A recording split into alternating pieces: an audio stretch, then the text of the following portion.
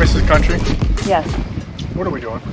Catching all the fish and smoking Country Steve's ass.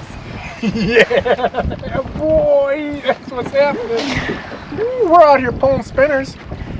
Country's a little sore back here. No, my jaws. It's the way we like him.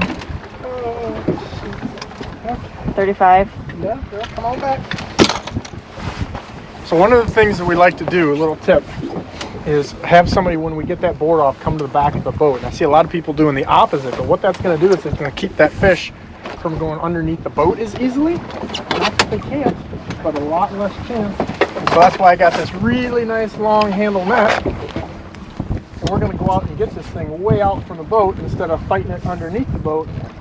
It's about to get netted right now. Like that. Long handle nets, move the people to the back. Suck it, Country. Dropping back on them like that, give them a little bit of slack. It's almost like you're slip bobber fishing. You know, when that board's not really going back a little bit, you can feed those fish because this one's just barely hanging on. You know, you don't want to start yanking and cranking like you would if you were fishing a crankbait.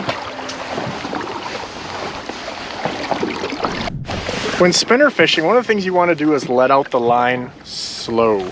You may not only feel a bite, but you won't potentially hang up on the bottom. And then kind of along the same lines, once we get that board on, we're going to put the clicker on. Clicker's your friend. I hear all the videos, people say, turn the clicker off. We don't want to hear it. Don't care. That's how we catch a lot of fish, and also don't hang up because it's going to be a little bit of control to get that out. We catch a lot of fish on the clicker on the way out. And most importantly, we don't hang up on the bottom or free spool that down and get things tangled up. So one of the big things with fishing spinners is just being subtle and having your guy back far so you can get at the board without going forward and backwards. Make sure you have no extra slack or extra pressure. And then you can get a smoother board release just like that with Old Country. And that's going to catch you more fish and not lose them. As we all know, Country tends to lose fish. Having a really long handled net makes a difference because whether it's long leaders or fish that comes up near the boat, being able to go out and get them like that will save you a lot of lost fish at the boat. Get a big hoop too. Why try to thread the needle? Matt Ross's mouth.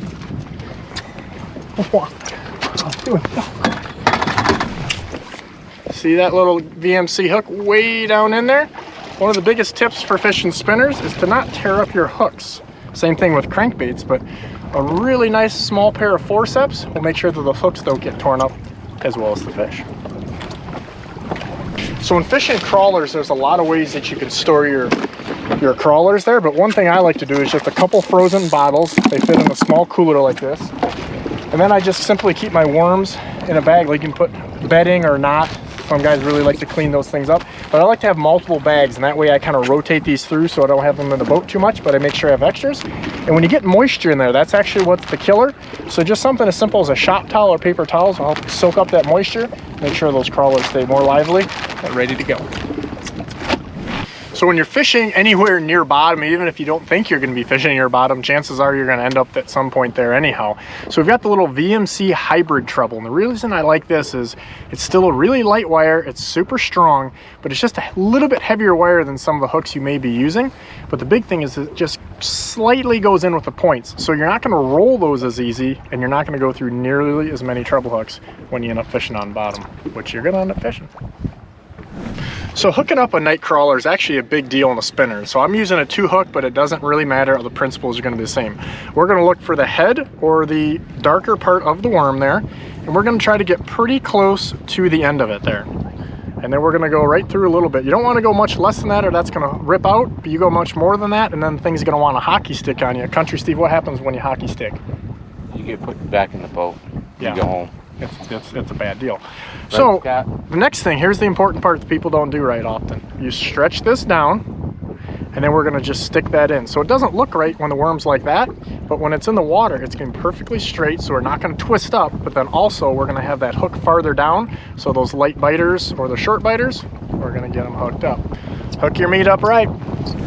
One of the things that actually can catch you more fish, believe it or not, when you're fishing spinners is rod holders. Believe it or not, whether it's really flat calm like this or really rough, it's going to allow us to get more tip separation so we can get our boards out farther without having the line touching the water before the board, because that's going to cause that board to pitch and roll. It's going to cause the boards to impart extra action on your lure, but it's also going to cause tangles, and we can get them farther spread out. So when we have multiple fish going on, and that we can kind of let that go and he'll pull out of the spread without tangling another fish. So there's a lot of reasons you want tip separation and being able to spread these boards out, but rod holders like the Burst Custom Tackle swivel trees as well as riser cradles are going to make that a lot easier.